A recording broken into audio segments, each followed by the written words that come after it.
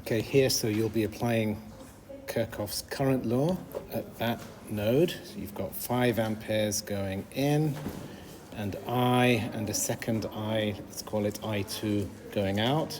So I plus I2 equals 5. That's your first equation.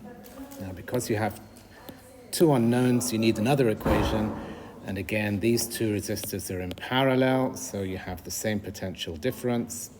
So this current times this resistance is equal to this current times this resistance. So that gives you that equation. You can simplify it to give you that.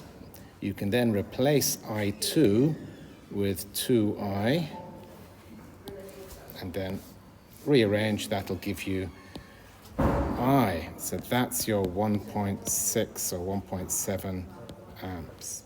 So the key is to see that these 2 are in parallel and therefore the same potential difference. And remember, V equals I multiplied by R. And this current isn't the same as this current because the 2 resistors are different.